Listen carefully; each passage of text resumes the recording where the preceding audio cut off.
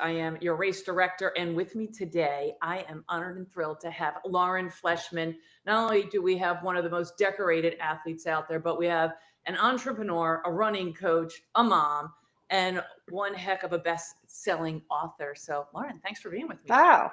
Thanks, Kathleen. I'm so excited to be back this year and talking about this incredible event and what we have to look forward to. Yeah, and we might be having Jarrett Ward popping on here shortly. He was supposed to join us. We think we have some technical difficulties happening there, but we have a lot to cover today. So, Lauren, it's me and you. I think we can crush this. You've been to this race multiple times, so I know the audience is excited to hear from you, hear what's going on, and hear all the new things that we have for race weekend. Yeah, right on. So, just some housekeeping notes. You have the Philadelphia Marathon weekend happening November 21st to 23rd. On the 21st is Friday. The expo opens at 12 o'clock. It goes until 9 p.m.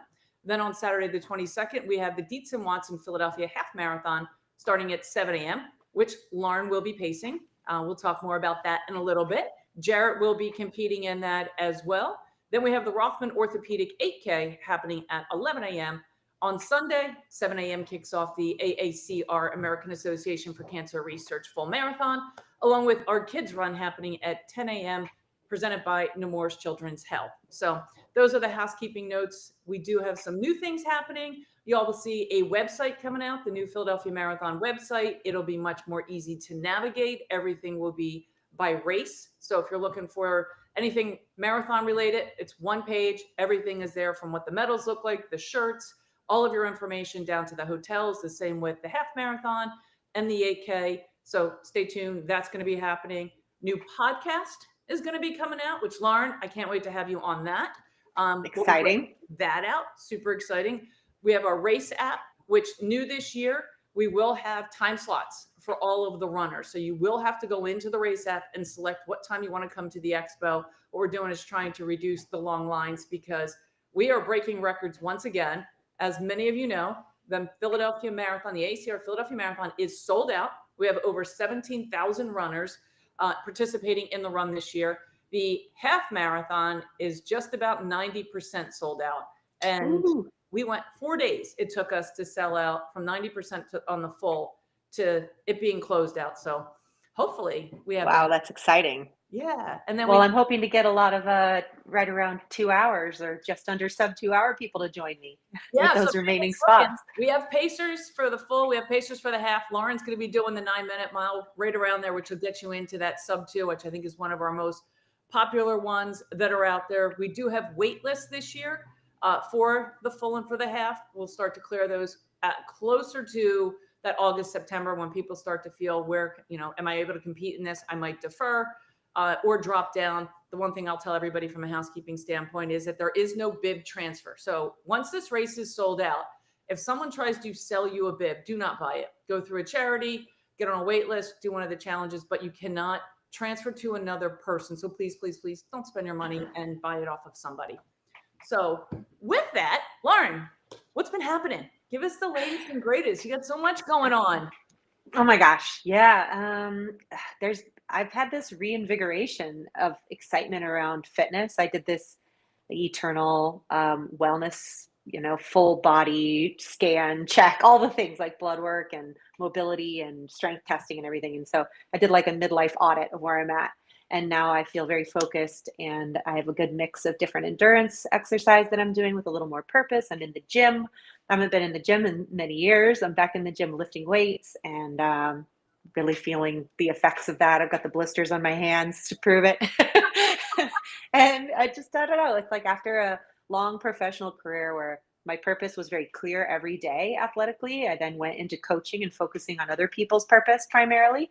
And then since taking a break from coaching a team full time, now I'm trying to do what a lot of people are doing, which is figure out how to balance work and family and me time and fitness in a way that feels good, and just been kind of playing with that over the past few years. And so yeah, it feels nice to feel like I know what direction I'm headed, and I'm excited to have Philadelphia to look forward to in November.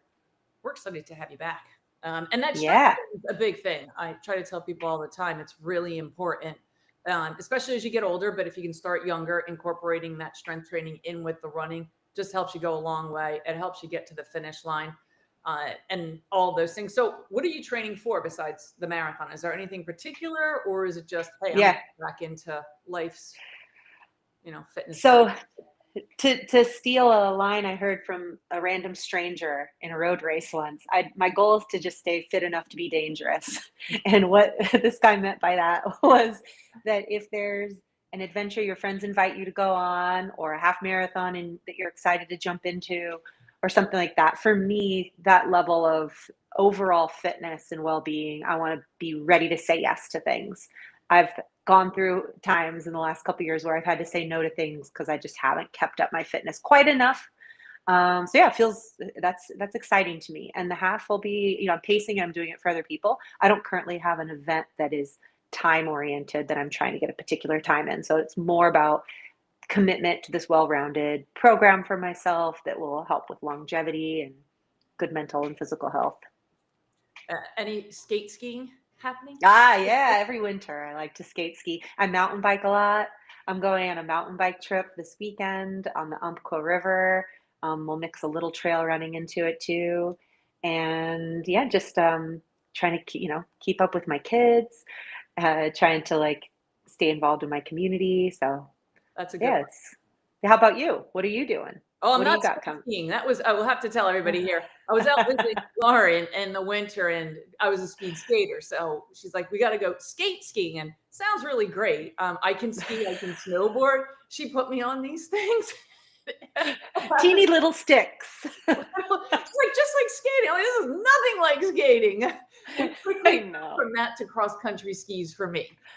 Yes, But it was that a was more pleasant. workout. It was much easier. But Yeah, no, it's no skate skiing for me, but it's the same thing. I had a lot of people ask me. The last thing I competed in really was the Ironman half 70.3. So it's back to just running and training. I do a lot of yoga, a lot of core power yoga. It's kind of like my meditation. We talk about a lot of meditation and the mindset and just getting your mind ready and working with athletes on that side of things, and then incorporating running and biking.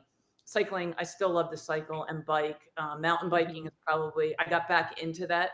I tore a quad a long time ago and got away from it. Now I just don't clip in, which is probably much there you safer. go. I just let it go. I just stick the hands out and the feet out, and I'm like, oh, here we go. Yeah. Well, it's fun, having all these other things we like to do, but then running is always this kind of home, and being a part of a major road race weekend in Philadelphia is just you get to be around all that energy and yeah, just like be reminded of how wonderful it is to be a part of. The community. Yeah, we had our first training run and it was absolutely fantastic. The crew that we had come out, it was probably our largest one, especially in June, really hot. Yeah.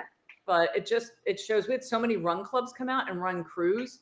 We're just seeing such a Nice. boom with that happening, where just people are looking for that community. And I don't know if that's happening where you are in Bend, or Yeah. but here the run clubs are just taking off, and they're kind of fun. It's that social and the fitness side of things. And then you can break it up to, hey, I'm in the casual group today, but then it's okay. Now I'm going to run with the faster people tomorrow. Yeah. That's been a lot of fun. Yeah, it's great when you have diverse paces in a group and you can really meet whatever needs you have on the day with other people socially. I think there's a real hunger for analog connection, and running is such a great way to do that. Yeah, you can put down your phone, take a look at things, and just kind of spend one-on-one time with each other. So it's been fun. It's been a fun season to kick off, and now we're getting into the crux of marathon. And I don't know about where you are, but it is blazing hot here. Yeah. Some people are struggling, like, hey, where am I supposed to be? 16 weeks out, right around now. We started marathon at 18. So how about you give some advice on your end? It's this hot. People are having a hard time. Some might not do treadmill. So a confidence booster to say, this is what, you would advise, and maybe some tips to help them prepare through these summer months. Yeah. So we are about 16 weeks, right? Somewhere in there. I mean, that is plenty of time. And so, I would say that if you're a person that the heat, you haven't done as much in the heat as you thought you would with Philly Marathon weekend on your schedule, you still have plenty of time, and just like doing what you can and going a little easy on yourself mentally. And the weather, it doesn't have to be perfect. Doesn't, there's a lot of time, basically. Just like be careful not to get wrapped into a scarcity mindset. And if it can be helpful to rejigger your schedule in some way so that you can get out earlier, or you can do more of it indoors or something like that, now's a good time to do some planning for the month ahead of okay, I haven't done what I wanted to do so far, but how can I change things for this next month, just to get a little bit of consistency in this block. So give some advice. We have some people here that have run the race a few times. Mm-hmm. And I know, especially for the marathon, when you get to that 20-mile mark, for us, we have Maniac, and you haven't had a chance. You didn't get a chance to go out there, did you? To gator out that far? I don't think so. But it's packed with people, but it's got a slight uphill. So when you're at that 18 to 20-mile mark and there's a ton of crowd and you come off of that energy, it reminds me a lot of when I leave New York, and it's like, how do you keep that momentum? But give some tips here. You've done Philly a couple of times. What's the strategy from the first time to the second time? And somebody who's doing a marathon here for the second time, how do they get through that hardest part that's 18 to 20 when you leave the crowd and that energy and you've got to push through those last 4 to 5 miles? Well, I would recommend start thinking about it now that you have an opportunity to have a date with yourself, from 18 to 26.2, but especially 18 to 20, thinking of it as an opportunity. The noise will fall away, all of the things that, like, kind of the artificial boosts, the wind at your back, you'll get a chance after that to be with you, to connect with you, to revisit your why without the noise. It's really hard to stay connected to your why sometimes when the crowds are thick and there's all that energy, right? And yeah, just put it into your race plan from 18 at mile 18 or mile 19, pick which one of those. I'm going to spend some time revisiting my why. Maybe that's thinking about, you've got your list of people that you find like give you strength, that people that have helped you, supported you, had your back at work or at home while you did the work that you needed to prepare for this event. Maybe you spend some time thinking about those people. Different things work for different people, but those are things that have lifted me up the most, is my why and my people. And that's very grounding. And by that point in the race, you're physically tired. Your emotions can be a little bit thin, and people can get a little bit scared of being in that state, but that is such a fertile state. It is like you're the closest to your raw humanity, that you can be in a safe environment, and you can hold yourself, right? You can be held by yourself in that environment, and then you get to like do the thing you set out to do. Like, that's really when you're going to start truly doing what you set out to do. Yeah, I think you're right. It is that purpose. You talked about it even earlier. It's the why. Why did you come out here? And you might be hating that why right at that moment. Yeah. But you get past it. And the more that you get to those, okay, I always go backwards. What is it like to go out on a 5-mile run? That's all I have left. What's it like to go out on a 4-mile run? Okay, I can go out on a 4-mile. Yeah. What's that 3? What's that 2? And then that last mile, it's more controlling my emotions as I'm coming to because you can feel a lot, especially from the first to the second. The emotions are just different on both of those calibers of going, oh, yeah. Okay, where am I? But I also know if people who are struggling on that one part, don't worry about that. You might struggle somewhere else and get to that part and it's easy. And if that part's scares and you have the opportunity to go run it and you're local here, go run that part. Go run that part as part of your daily training. So when you that's good advice. You're like, boom. So if you are in Philly, go run it. If not, the elevation grade maps, I always tell people, look at the maps. We have a story map. We have elevation grade maps. Go find in your area that elevation for that period and just kind of get your body conditioned to what part of the course might scare you the most. And try to just settle into it, at least from my perspective. Yeah. And one thing this doesn't work for everyone, but one thing that comforts me is like, I like to play out the worst case scenario in my mind and see myself getting through it, because the chances are the worst case scenario is not going to happen. But I have to quantify it. I have to play it out. Otherwise, it's like this black box of mystery that looms larger than what the worst case scenario could even be. So I just play it out in my mind, like, oh, there I am surviving that. It wasn't so bad. I can get through even that. And that helps me stay in a more calm mindset, positive mindset in the lead up to the race and in those miles that are tough. Yeah. So talking about leading up to it, let's talk about race jitters and prep. We always Mhm. talk about, okay, we have those race jitters, but let's talk about even the preparation and the recovery, which when you talk about what your mind's going through, how hard it is 5 days out of a race, not to do much. Ah, yeah. Let's go through that right up to let's how we calm ourselves down for the jitters or getting out of the worst neighborhood, which I say is like 7 inches between this year and this year. Uh, Yeah. and some advice for people there. Like in those when the head games start, when the training gets less, you Yeah, mean? like Or you know what, when you're in that recovery, like, okay, now I've got to do my recovery. I did my last run. I'm 3 days out, 4 days out. yeah, yeah. I'm gonna sit back. I gotta let the body get ready, prep, and not get too psycho. You know how we get. It's like, oh, I need Yeah. to run. I need to just get Well, this out. and this is what's helpful. It's like you've got two groups of people, right? You'll have people who have run marathons before or other longer distance challenges where they've had the like the being pushed to their limit moments and they've experienced pre-race jitters, pre-race anxiety. They know it, right? And so there's those people, and then there's people who are new to it that could be taken off guard by that.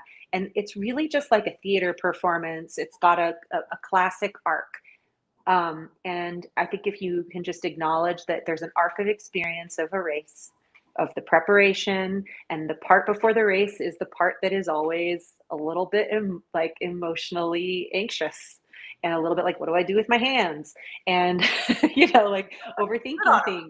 And, and that when you're in that moment, you can kind of like rise above yourself a little and go, oh, I'm just in that part of the play.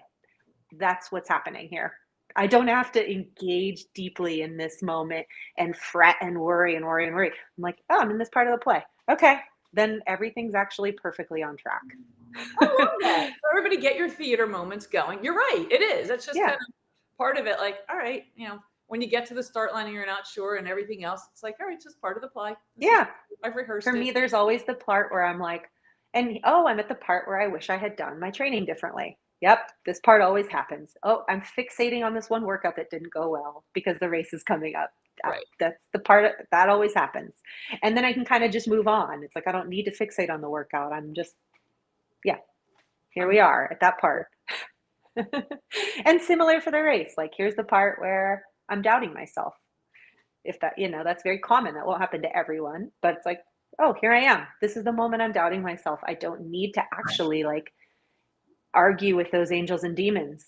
I Yeah. don't have to spend a bunch of energy there. I can just recognize that the race is progressing normally. Here I am at that part. And the part that's coming up next is like, I'm going to push through that and I'm going to get on the other side of that. And like elation and reward, like personal reward and satisfaction are waiting for me. That's the next part. That's what I'm moving towards. I like that.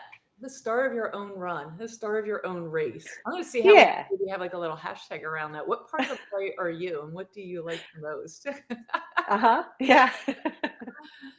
So do you have any rituals? I have someone here asking specifically for you. Any pre-race rituals or routines, superstitions, or lucky charms, lucky socks? I definitely don't. Ah, well, growing up in high school, I had lucky socks for sure and a lucky sports bra. All, until they basically fell apart from being in the dryer too many times and the fibers melting. But then I didn't really have. Then in college, I wore my jersey the night before to sleep, which is kind of funny to look back on. So I just woke up in the morning wearing it.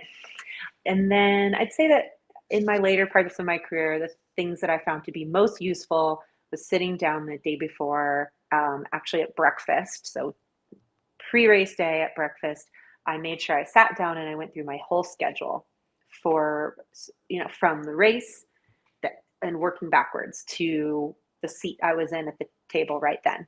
What are all the things I need to do? Write down the list of things I need to pack, and just know, like, including like, when's my last bathroom stop going to be before the race? When, what time am I getting in the car? What time am I going through security? Like all those logistics, which I know we go through a lot of that in these webinars as we get closer to help people prepare.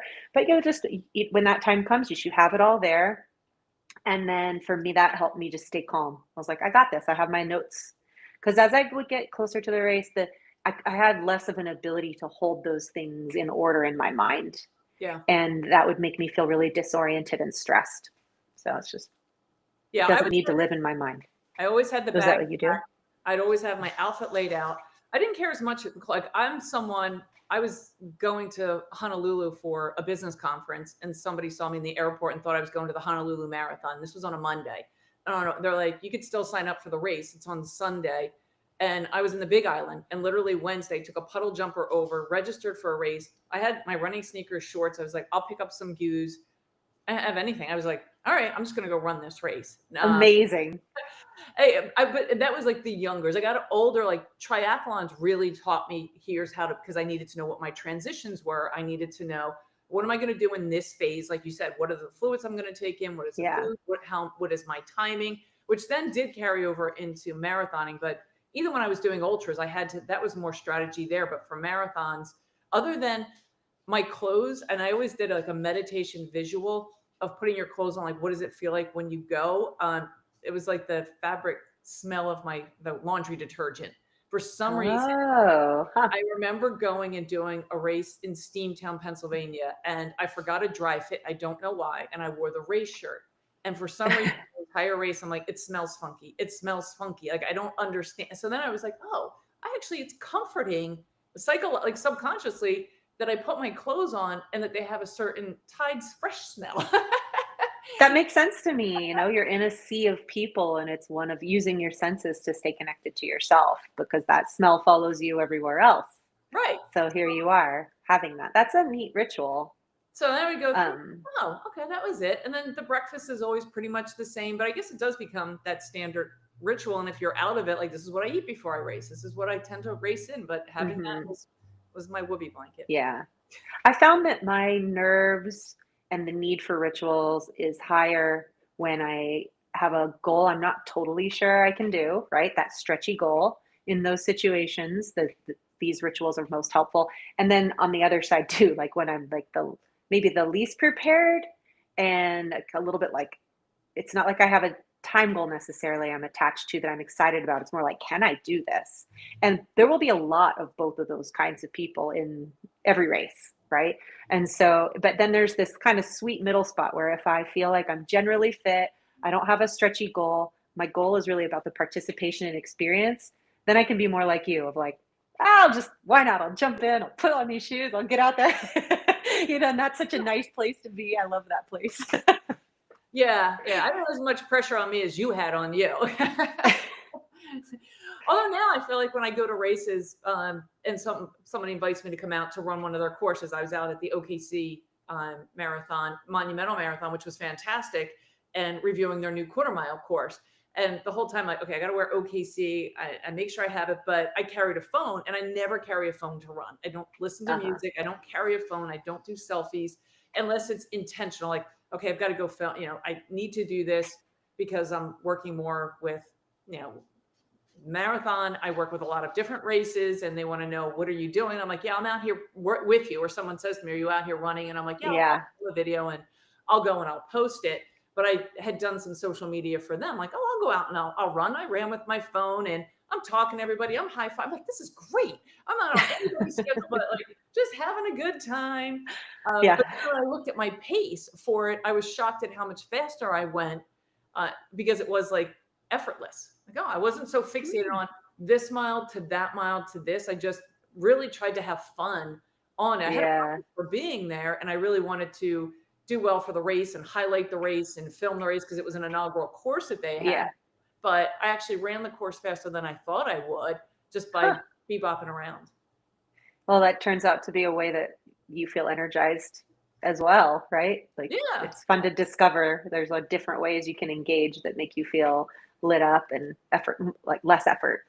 Yeah. And I think we have a lot of people that the gamut since COVID came in, just the running boom. And we're seeing that boom of all these people that Mhm. took up the sport from one reason Yeah. or another, or they left the sport and now they're coming back into it, with just a vast of, I'm doing this for a purpose or a cause. I'm doing this community, like I said, with the run clubs. But then you have that piece of, hey, I'm really trying hard. How do I do that? What's the best way? And they want to Mhm. know what watch, what app, what tracking, Yep. what shoes, what tights, and all of those pieces tied together. And it's just interesting to have such compartmentalized conversations about where people are And today's competition is vastly different than when I competed to even when you competed with the shoes Mhm. and the shirts and the sleeves. And I'm glad I don't have to track all that Yeah. part. Everything's very honed. If you're a person in the sport right now interested in finding what your 100% is, there's like a lot more choices than when you were that person 10, 20 years ago, I think. Yeah, even the metabolic study like you were doing, like Inside Tracker. I wish I had Mhm. Inside Tracker 20 years ago, 15 years ago, Mhm. to Yeah. know, okay, how do I check everything that's going on? Uh, Yeah. it's been crazy on that part. Are you still doing training? I have a couple people asking even about training, like training watch. Are you looking at a Garmin, looking at that? Are you using old? I've seen people go back to the old fashioned Timex and just Yeah. lap things. I'm like, is that an old school throwback? Oh my gosh, I know, right? Well, I really enjoy using Strava. I have a good relationship with it in my life right now for its purposes, which is more like a journal, but like a of the maps. I like looking at the old maps and looking at the data of my heart rate or something, who I was with. Those kinds of things are fun just to have living online, I guess. So for a while, I was carrying my iPhone around, which is crazy because um, I didn't really have a watch. And then I rediscovered in a box my old Garmin. It's like a 10-year-old Garmin now. And I'm loving that, leaving my phone behind. It makes so much sense. I know why I didn't carry it before. It's like so much nicer. And but there are times when I'm like, man, I don't want to know my pace today. Like, and you can opt out of paying attention to that, but there's something nice and appealing about the old Timex or even not wearing a watch at all. I do that every now and then, but Yeah, going by just, just how the body feels. I try to tell that. yeah, and I know how long the loop is. I do it all the time. So just go do the loop. I don't need to really know what the time was. Yeah. Um, yeah. And in the heat here right now, like when we're in the hundreds, I'm telling more people just get out and try to get some miles in, get the body acclimated. If you're really trying to go for pace, it's hard when it's 100 degrees if you're not acclimated, and if you're not a heat Yeah. person, to get that. And watching your heart rate, like I'm like, you got to watch what your internal heart rate, like you have your heart rate, and then your just internal thermostat. Just because Yeah. heart rates are running higher, I'm like, it's because your body's trying to cool itself. Yeah. So trying to take it Mhm. easier, and if you can get indoors, you can, great. If not, make it shorter, the training schedules, Yeah. change it up to get your speed work in, but more short bursts, like get those bursts in. But it's tough. It's been really tough here. I'll say that Yeah. in the heat. Running in that level of heat is really hard for me. And like you said, shortening it up, slowing it down, or doing like quicker reps where you get something good out of it and you get to leave sooner. That stuff's really good. Um, but yeah, I mean, it's especially with when you add that humidity in, it's pretty brutal. There's like some pro athletes that do heat training instead of altitude because they're finding that it has a similar impact on the body's like enhanced training adaptation. So if that helps you get out the door to be like, oh, basically running and um, up at 8,000 feet elevation today. Like it's putting a similar amount of challenge on my system the way Olympians are out there training in the high mountains, and you're getting a similar stressor on the body when you're running in severe heat. And it'll be safe, obviously, but it's just a way that you can. I find that those mental games are things that are helpful when like that you finish the run and the pace was so much slower than you want to be running or than you need to for the race or whatever the thing is. It's like, oh, you know what? These paces are not really indicative. Like I could take 45 seconds a mile given how hot that was. Correct. Right. I try to say that. Yeah, the same thing is once you get into cooler temps, it's going to be like, whoo, how fast. Yep. Hmm. How about nutrition? Hmm. Talk about nutrition, especially with the heat. Everybody says get protein in, and some people are like, "There's no way I'm going to be able to eat that after a hot run," especially Yeah. if it's a yogurt or something that has to do dairy based. Um, Ugh. what are some tips there to do? Yeah, I mean it's tricky, right? Like you got to find the thing that works for your digestive system, and I find cold liquids. Excuse me. I find cold liquids to be the easiest thing to get down when it's hot. And then starting out by taking, could be a protein powder type of a drink or something like that, but or a smoothie with some protein mixed in, and just start with small sips, kind of like when you've been nauseous. or had the flu, right? You start hydrating with small little sips, and then once you get a little bit in there and your body's like, "Oh, I'm okay," then you should be able to tolerate drinking the rest of it a little bit more quickly. But if you try to just gulp it right away and your body wants to reject it, slow down.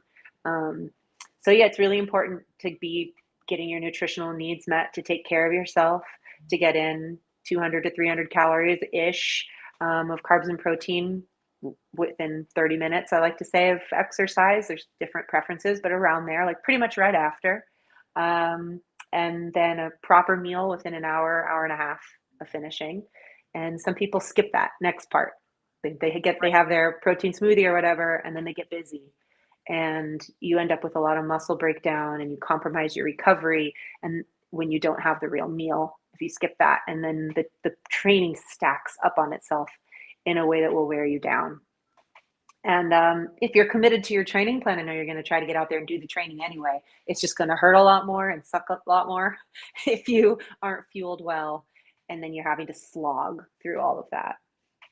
Yeah, and speaking of training plans, we do have them on the website. So we have some static ones that are up there for beginners, novice, and then Jarrett Ward, we do have his up there as well. And every week, Nice. tune in and come back to us again, and let us know where he is, where they are, and some feedback. Yeah. So for those, Kathleen, how do those work as far as like how many weeks of training is there for people? 18 we start. Oh, wow, great. Yeah, and then really the 16 is when he kind of hits a sweet spot with it. I wrote him out for 18 when I originally did it, just because the people who are trying to do this for the first time, really making sure that they have a base. Like the person Yeah. that's like, okay, I've done marathon, I've done one, or I've done a half, and I'm going to jump. But somebody who's like, hey, you know what? I really want to go for my first marathon. Not only do they get that jitters of what does it feel like? What should my base be? But the running groups here, they pretty much start closer to that July timeframe, that 16 weeks out. And I don't want anybody to feel Mm-hmm. nervous, like, oh, am I going to be able to keep up? Which should it be? So I really like the 18 weeks for the new runner coming in, or Mm-hmm. someone who's trying this distance, so that they have a solid base. And it could even be, even though it's like 4 miles, 6 miles, it's not a ton. At least they're comfortable that when they start to hit the 16-week training program, they're not starting from scratch. So we kind of Yeah. built that part out, and then Jarrett's really kicks in at that 16-week. Okay, that's really great. And then just something that comes to mind for me is that if you're coming to the party a little bit late, I think it's the most important thing to build the frequency first.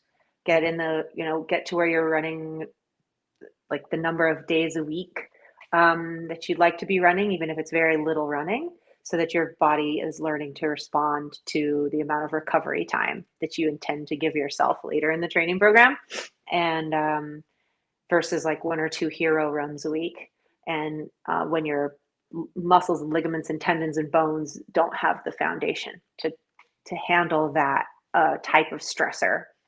And so yeah, just little hits frequently at first, and then you can jump into a program that has fewer weeks than you ideally would love to have if you're doing that for a couple weeks first. Yeah, that's actually a great point, especially setting up the program. Like, what are your long days? What does that look like? And trying to Mm-hmm. get people used to that 18 weeks out. Like, is it going to be Saturday? Is it going to be Sunday? Some Yep. people are like, hey, it's going to be Sunday. Then they realize, oh, I didn't realize my long run was really going to take me an hour and a half. I don't have that. I'm going to move it Yeah. to Saturday. I try to tell everybody, if you can get the same thing, get the consistency down first, and then move into the rest of it, so that you know that you can allocate the time. And you're right, the body to recover without Mm-hmm. being injured. I have a question for you, KT. Having seen so many people come through and do this event, like I think 16 weeks out, it can be helpful for people to imagine what it would be like to succeed, to have crossed that line and feel the change inside them or the reward inside them. I'm just wondering if you have things a case or two or an example or two of things that you see people get out of completing this event, that what happens after they finish in that immediate aftermath. And I've seen it all, Mm-hmm. from being an athlete to being the race director. When somebody comes across, when you see the elites are first, you would think, okay, they pretty much can collapse. They've given it everything they've given it. But then when the wave comes through of the competitive group to even, I mean, I'm out there until the last person crosses the finish line, and every single one of them has a different, if not similar, reaction of that relief of, I can't believe I just did this. I think the biggest thing is everybody's purpose comes out the minute they cross that finish line. And you can doubt yourself, like you were saying, the stories. But when you finish, there's a 1% of the population that actually finishes that finishes a marathon. And even the half or the 8K, it's the same. Everybody hurts the same no matter what the distance is, because that could be your distance, and that's what your body is designed to run, is just that distance. And it could be a first for you. It could be the 50th, and that 50 Yeah. can mean just as much as the first. But I love the stories. I love the hugs. I don't care if somebody is as sweaty as can be. And Yeah. we've been there, like to put a medal on someone or to catch someone and make sure they're okay. It's about them. It's about, everyone has that journey out there. And I think the greatest gift is when you go from athlete to my position, where you're on the able to see people come through. There's a different appreciation to be on this side of that finish line. I think you felt that, Alfie felt that. It's like, Definitely. there's all of this, everybody is out here wanting you to succeed, and you don't realize that because you feel like it's just you towing that start line. You're the one that's out there. It's very much like a me thing when you're in it. But when you get and you're on this side, you're like, oh my gosh, these people were really all there for me. There were so many people rooting for me. There were so Oh many my people gosh. wanting me to get here. And then there's somebody to greet me on that other side. I love it. I'm like, oh my God, you did it. You did it. Yeah. It lights me up. You get people who survived cancer. A couple of years ago, I walked a woman across the start line that was supposed to be her last race. She wasn't supposed to be here. Her name was Diane Barbarian. Some people might know this story. She called me up a few months later and asked me if I would push her for Broad Street Run. And that ended up being her last race. And then I was doing a 10-minute mile, and she was telling me I was going too fast. She's like, slow it down. I want to savor every mile for it. And then, she passed that September of 2022. But then you'll get people, moms, that's their first return from a mom. There's somebody who's had athletes with disabilities. Somebody has lost a limb, or somebody is a para athlete. That's the first time that they feel they could compete in the wheel push from division. For me, seeing someone like that brave enough to say, okay, I'm now in this and I'm trying to compete, but I'm not really sure. I really have this spot for neurodivergent and athletes with disabilities, because it's really brave. It's brave for anybody to step up there. But when you take it to go above saying, how am I going to do this? And I've got to figure out all these other pieces. To me, that's just, it's so special, to see those people come across. And it was really special to see Jarrett cross and see Paul, like at the finish line. Yeah. Where's my son greeting me? So I get to have the best seat in the house, I think. Well, I love it too. And what about the people that do the multiple events over the course of the weekend? Yeah, the challenges. I did that the first one in 2017, and I had to do it with a gimbal as we were trying to do some videographer. So I had all this equipment strapped to me, which I don't recommend. Oh my gosh. And You're really like kind of an endurance beast. they stuck these GoPros on me, and I'm not a real busty person, yet every footage came back and like it moved too much. Like that's so then they have like this gimbal thing that comes over that you have to like kind of run with, like the football players. I was like, no, but if you do, look at Mr. Handsome. Jarrett Ward's going to pop in from a black tie gala or a white tie. Wow. Jared. You guys still look better. How is that? Oh, come on. The party. Oh my goodness. I had this sweet date with my wife tonight in Oxford at this cool dinner in this crazy old building. And so it's almost midnight here in Oxford, and the time ran away from me. Well, we've been talking about you the whole time. Now, if you came with a red bow, you'd blend right in with me and Lauren here. Yeah. Next time. Jared, how does a person get their date to dress like this? It's phenomenal. I mean, you've been married a long time. You've got a lot of kids. You're just still showing up. Look at you. I love that.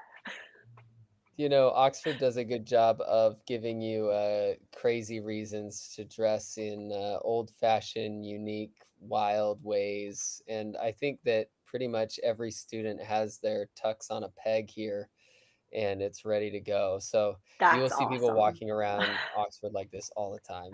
Uh-huh. It's unique. Did you have a bowler cap Wow. too to begin with? You got all sorts of hats. I don't.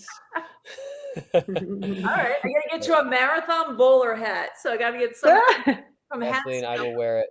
I gotta get you that. Okay, that's game on with that one. Well, we're glad you're here. We're talking about all things marathon. The half marathon's about to sell out, or 90%. The marathon, when we were at 90%, it took us 4 days to sell out. So anybody that's tuning in here, you definitely want to register.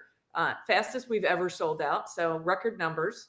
And we have a wait list this year. So I'm expecting more people to toe that start line with the wait list, because if someone comes off, we can put somebody in there and really keep those numbers beefed up to right around 40,000 for the whole weekend. Wow. And Jared, you're doing the half, I hear. And I'm in the Paul's half. also participating. Okay. Yeah, I love this half. It's a beautiful tour, and it's become one that I've really looked forward to. So I'm hoping to rip it this year. Yeah. What is your goal going to be? Yeah, talk to us Well, about this.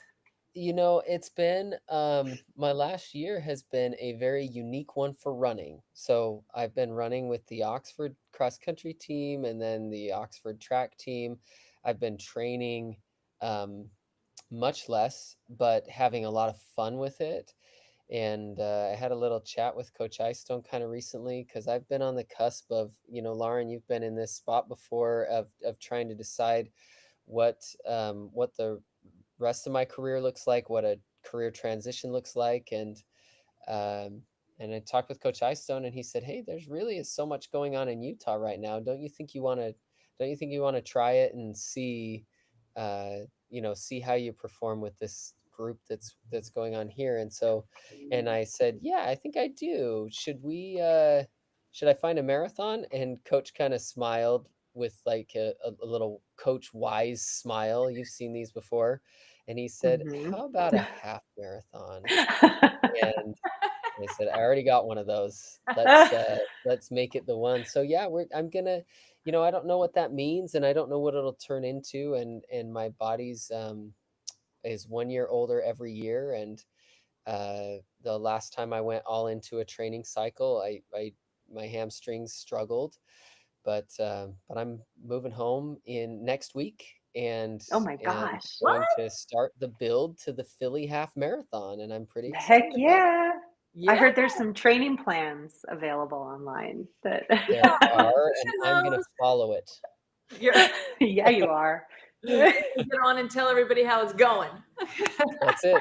Yeah, yeah, and it really is, these are programs that are built after what Coach Icestone has had me do, what he's having Clayton and Connor do now, and other athletes, um, and and Coach Icestone is coaching women now for the first time, and utilizing these programs to the women athletes that he's coaching, and I think time adaptive approaches, and some of these things are quite adaptable and quite generalizable.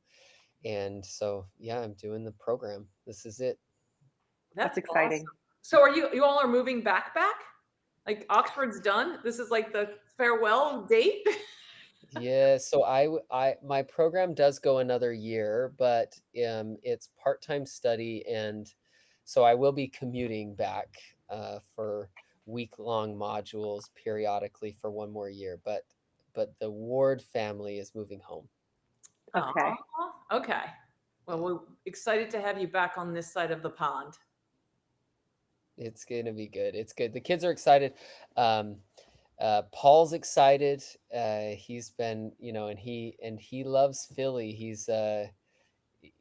Throughout the year, many times he's asked, "Are we going back to Philly?" And we've, there are so many wonderful, rich experiences to be had everywhere. But one thing that we have really come to appreciate is what America is, and what it means to so many of us. And um, it is fun to be coming back. And Philadelphia is quite a trip to have on our fall calendar when considering what America is and what America was built on. And I would even go as far as to say, a big piece of what America stands for. And so, um, anyway, we're grateful to be coming back, and we're excited to be in Philly this year.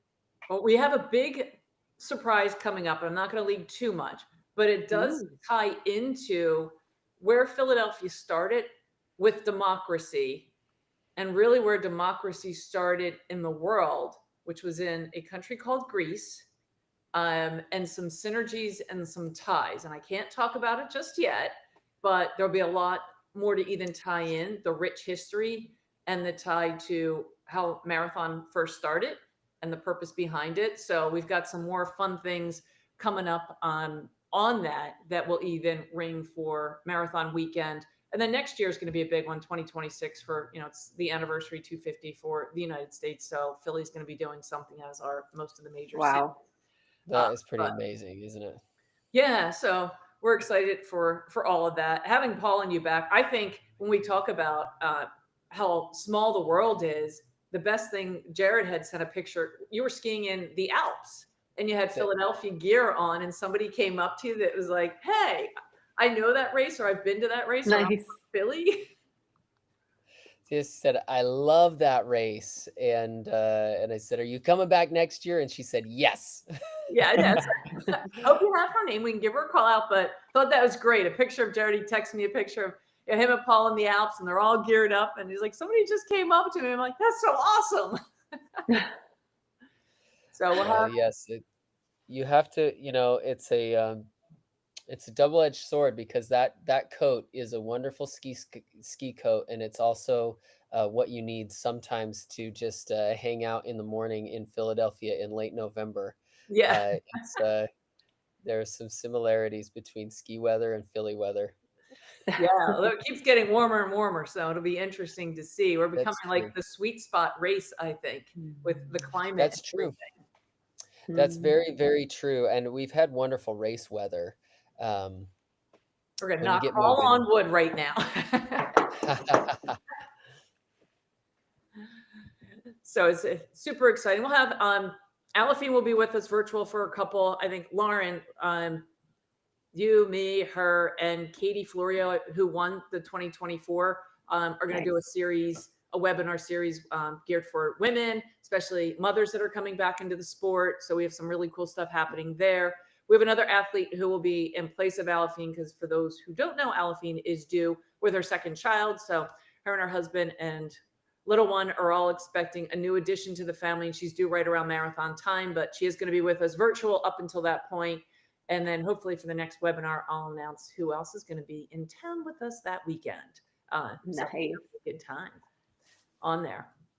Yeah. So um, again, we've got a lot coming up with everything. Jared, is there anything else that you want to add to the whole group training? We were talking about the heat, and I don't know, is it hot over there right now in London?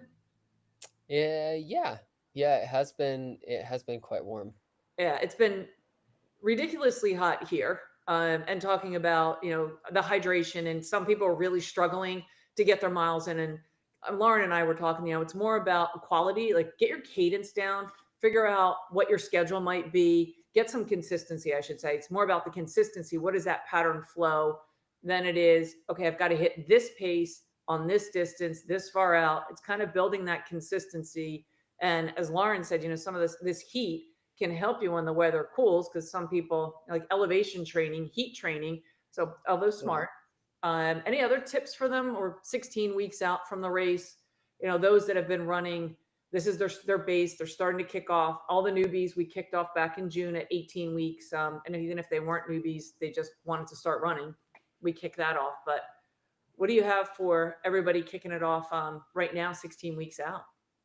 Yeah, I think you absolutely need to recognize that, just like if you're training at altitude, when you're training in the heat, you are getting you're getting more bang for your buck in terms of the paces that you're putting in, and your body's creating adaptations.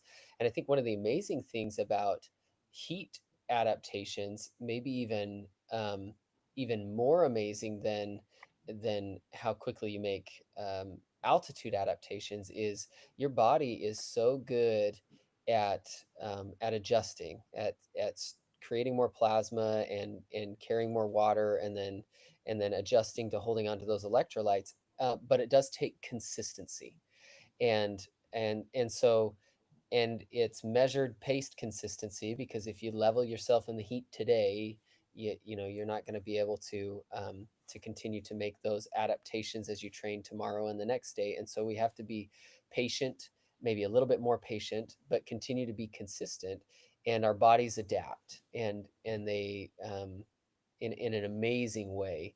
And especially with heat and humidity, human bodies have been built to do this, with seasonality for a long time, and our bodies are good at it. And so, but you got to give your body a chance to do it, and you got to exercise, and give it a chance. And so I think, Kathleen, you say heat, or you say consistency, and I think that's a big piece. And then, and I already know Lauren was talking about this, but giving yourself grace, right? You've been out running in the heat. Don't hold yourself to the same standard, and recognize that you really are getting more bang for your buck than maybe your watch says, strictly from a time standpoint.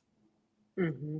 Lauren always gives good advice on that. She's got the mental part of it, the grace part of it, the gratitude part of it. Well, I love talking it's to only because I found I needed it so much. I had a hard time giving myself grace for so many years, and then it it ended up being really helpful. So now it's like my favorite topic.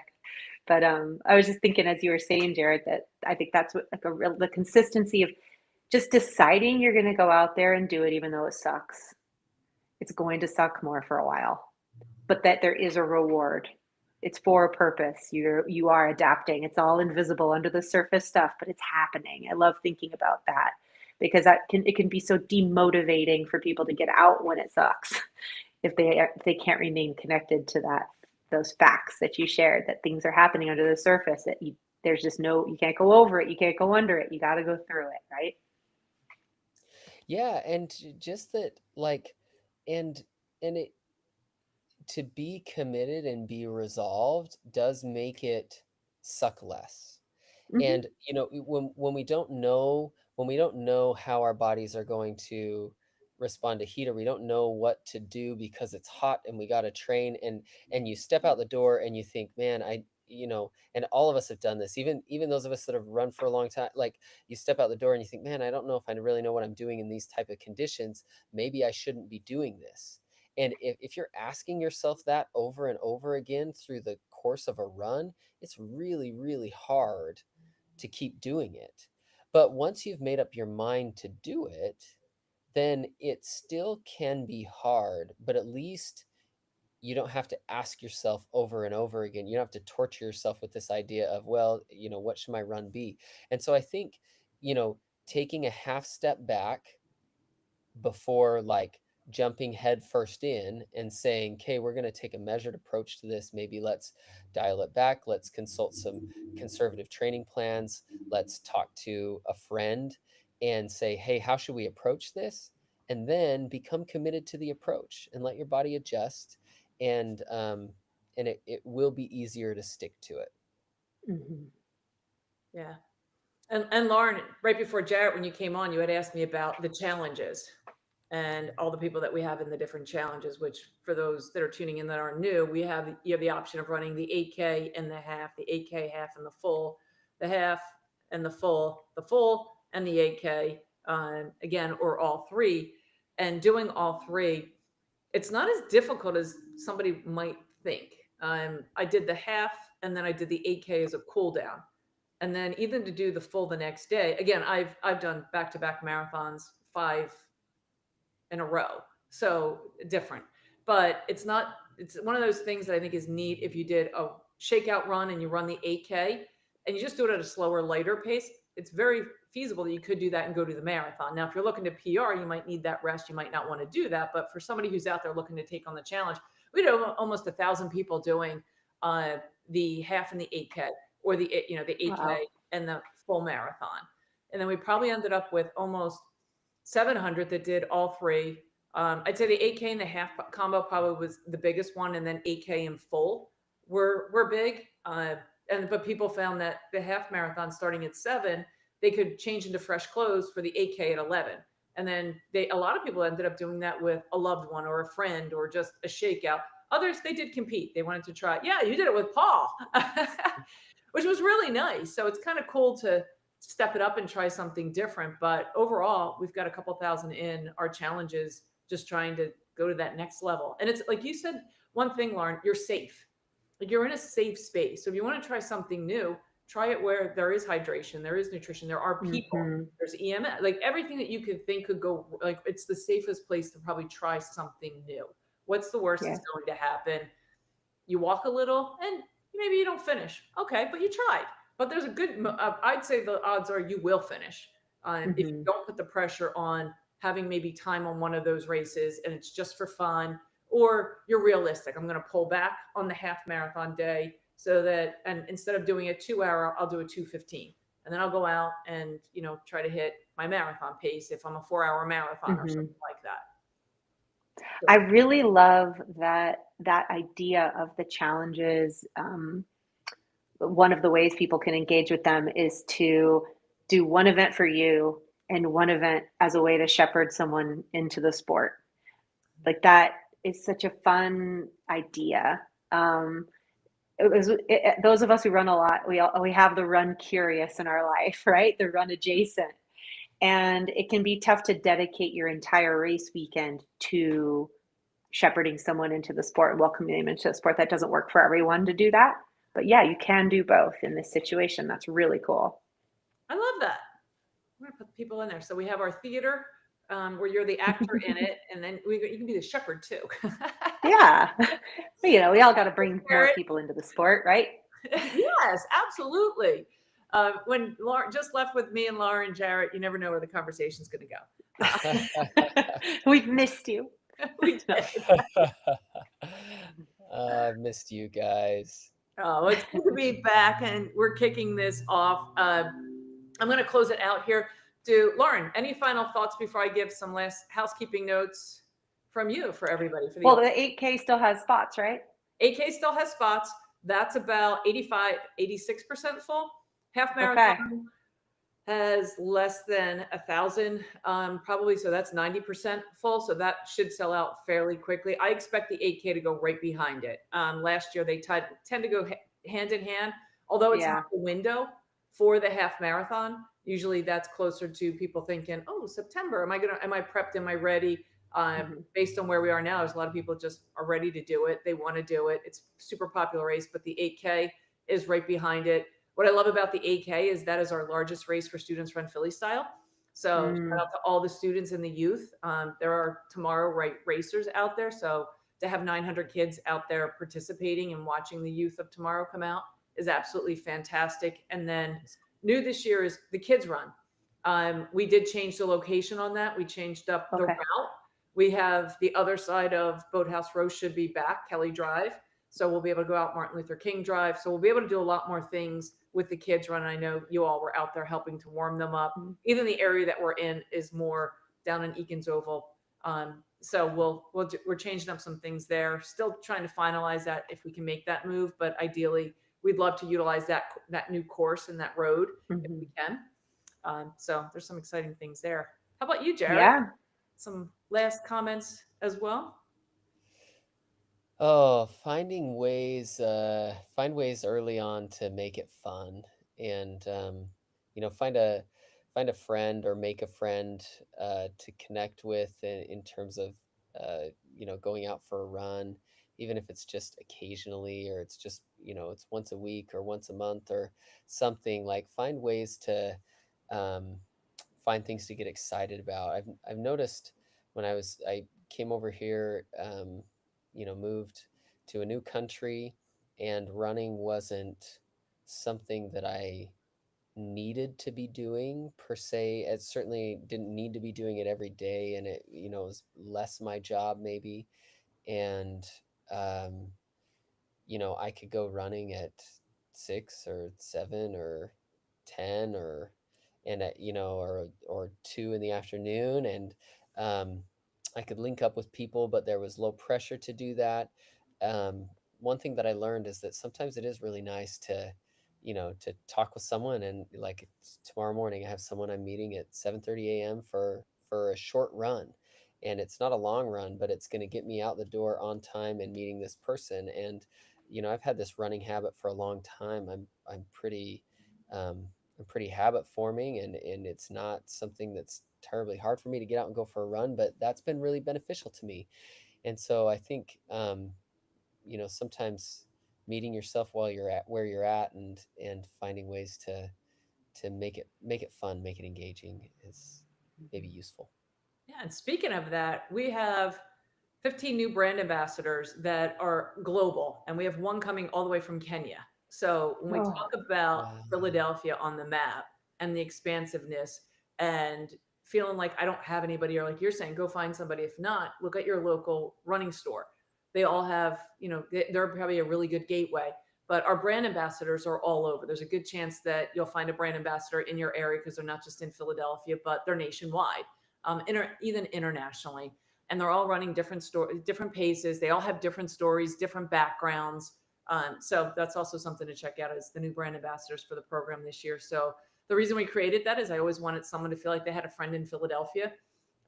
Myself, as a solo traveler, a lot of times when I would compete or race, I would be traveling by myself, and I'd get to a new city. I'd go and I race, and I'd be like, okay, what am I going to do? I didn't always have the luxury to go with someone I knew or run with someone I knew. So I always found that having a program like that made you feel like, oh, at least I know one person or two, and hmm connect up with the local running store or find the running groups to go around with. But you're right. Sometimes it's just Yeah. nice to go have some talk time while you're out there covering some miles. Any other lasting words before I wrap us up for the evening? Oh, just excited for more of these, and I really enjoy them, and it's fun to get people tuning in live and bringing in questions and stuff. So hopefully we'll be able to keep that rolling. We're going to try to keep that rolling. We're going to move into a Yes. podcast format as we move forward. So we'll have the video hmm part of it. We'll have the podcast out there. Again, for those tuning in, Philadelphia Marathon weekend, we start November 21st with the expo. We have our health and wellness expo that runs from 12 o'clock to 9 o'clock. Saturday, we kick it off at 7 a.m. Dietz and Watson Philadelphia Half Marathon. Then at 10 a.m., 11 a.m., we have the Rothman Orthopedic 8K. On Sunday, AACR Philadelphia Marathon kicks off at 7 a.m. The Morris Children's Run at 10 a.m. So we've got a weekend full of things. Lauren, Jarrett, the team will be doing seminar series. We've actually are changing up some of the seminar series to be a little bit more interactive. So there's a lot more that you'll see there. The app will be used. We're definitely asking people now to avoid the long lines outside. No one wants to stand in a long line. As you'll use the app, you'll pick the time that you want to come to the expo, and then you'll be able to go in, get your bib, get your shirt, get the merchandise, but you won't have to worry about what that congestion looks like. So some of the things that we have there, all the race courses are staying the same. So people that are local to the area asking, are we going back to an old course because the bridge that opens up Martin Luther King Boulevard will be completed? We are staying with this course. It is World Athletic. It is sanctioned. It is certified. So from World Athletic standpoint to USA Track and Field, we're going to be making sure we have the same course. Wait list will be, we have the wait list going right now for the full marathon. So if you're looking to get in, there is a wait list, or go to the charities. We have plenty of charities that have spots left for the full marathon. If not that, you can still, I think, participate in a couple of the challenges. Challenges blew up. A lot of people took to doing the challenges more this year early on than later. So that was really exciting. And again, if you are trying to get a marathon bib and there is no place to go, there's no bib transfer. So please, please, please do not buy a bib off of someone thinking you can transfer it. You cannot. So I don't want to have, I know last year we had some people that paid a lot of money for a bib that really they couldn't get, they couldn't have, or it wasn't theirs to be given to. So I don't want to have any of that happen.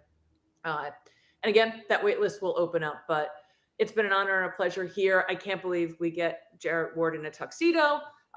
when he didn't get the memo that it was Wear Red Day with Lauren and me.